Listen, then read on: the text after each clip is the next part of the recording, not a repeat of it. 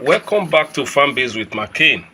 Now, this is the day we've been waiting for since we started raising these birds. Today we are in our day 35. That is exactly 5 weeks old. That's what these birds are right now.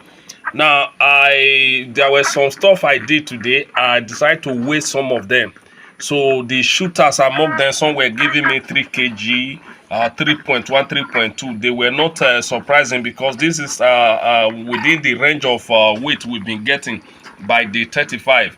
Now, we still, because like from today now, they've started coming to book for the ones they will pick. Hopefully by tomorrow, day 36, they will start coming to pick them up. So by the end of that day 36, March, day 37, you won't see any bird here again except the one I will say I want to keep for my consumption. Now, before you said there are things you need to do. Remember, we've sorted these birds. This is the side where I have the bigger ones. So the ones I said are weighing about 3 kg, 2.9, 2.8. Now, I still have to do some level of sorting. This is because for some individuals that requested for some numbers, they pay more. So because of that, I will need to deliver value for what they pay for. So I have to like sort these bigger ones again. That is the bigger, the biggest one among these ones. I have to sort them out for these individuals who book for some numbers. Okay, this is where I sorted those bigger ones too. So for those individuals who pay a higher amount for the chicken. So for those other ones that are sorted to that other side, and these other ones that are in there. So once the market women comes, they pick those ones up. I know at a reduced price though, because it's a game of number. They are buying more. So that is why I need to resort these birds. Now, when you discover, I created another partition here, different from this other one that I created. This is because I have this slow growing ones in there, and why the biggest one among these flocks right now, I have them here. Then the other one, the remaining one, the first one that I sorted, I have them in there. So you need to do this in order to maximize profit from your sales. This is very, very important because, as I always say, if you just leave everything for them to just pick, whoever wants to buy, oh, once the market women come, oh, pick what you want to buy, pay for what you want. No, you don't do it that way. So you won't be maximizing profit if you decide to sell your best that way. No. So you need to select the bigger ones to one side, then and then place your price tag on them.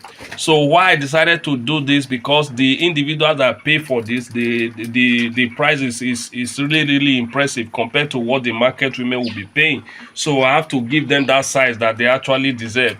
So that is why I have to like sort these ones to this pen again. You don't need to, there is no reason why you should raise your best beyond 6 weeks. I keep telling farmers, now you don't need to raise your best beyond 6 weeks. This is because right now what this 150 birds are consuming is they will finish one bag in a day and still be requesting for more. Imagine feeding this bird, because by the time they enter week 6, which is from tomorrow now, they are going to require a whole lot of feed. In fact, more than one bag of feed by that week 6. So will you spend those number of bags of feed? Because for that whole 1 week or so, they might be needing about 8 bags of feed. Now, when you calculate the amount you spend on that 8 bags of feed and add it to your cost of production, with the market women, your buyers, will they be willing to pay for that a higher amount that you may place as a price tag?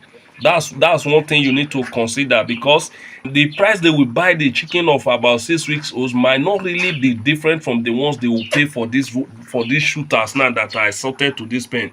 It might not be different, because imagine birds that are weighing over 3 kg already, 3 kg, 3.1, 3.2. By that week 6, these shooters that I sorted to this side might be weighing about maybe 3.6, 3.7, 3.5 kg, as the case may be. Maybe some of them might not get up to 4 kg. Will they be willing to pay the price you place them, depending on your cost of production, labor, and all of that? Will they be willing to pay? But if they are willing to pay, no problem, you can raise it up to 6 weeks, raise it up to 8 weeks, as the case may be. So it's still okay, but for me, I stop at 5 weeks, dispose my best, clean up, and then restock. That's what I do normally for some time now. If you've been following my video, you will see that is what I have been doing, because this is actually where the profit lies. Because the more they stay in this pen, the more feed they consume, the lesser of that feed they will convert to flesh for you. You need to take note of that. So as a farmer, you don't need that conversion, feed conversion ratio. That's what we want. We want them to convert whichever feed they take to flesh for us. That's what we want. But where that is lacking, that's where the problem is. So we now have to, like, okay, at this point we need to dispose our bed so that we can maximize our profit. That's what we are doing right now. So this is this is exactly day 35, and this batch that we raise right now, that we are about disposing, is really impressive. Okay, this is the ones I will call the slow growing one that I sorted to this other pen. So you remember I created the one smaller space for them because the number is not much. This is another thing I also did in this other part of the pen today, where the smaller ones is. I had to like sort them again. I discovered that about 5 of them also came off weight, so I had to like add them to where I sorted the major ones to already. So I added some to them. Right now what we have here is not much again, so we'll be disposing of everything. I'm not raising anything to 6 weeks. Once they buy what they want to buy, we keep what we want to keep. I clean up the pen and then restock. So this is how I normally raise my bets. It's what I want you to take note of. Remember the promise I made that, okay, at the end of this batch, you should be able to create your own chart from the video we've been making since day one.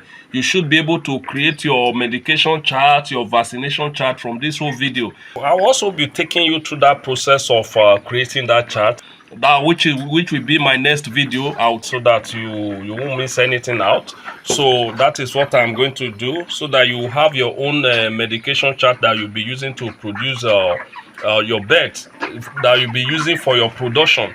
So this is it. Now another thing we'll be doing in our next batch is this. We are going to mix organic and synthetic. Then we'll do partly organic and then partly synthetic, because there were some questions some of my followers asked that, okay, can they switch to synthetic, can they switch to organic at some point? So you can actually switch from organic to synthetic, or from synthetic to organic, but depending on what you want, you will still get a very good result.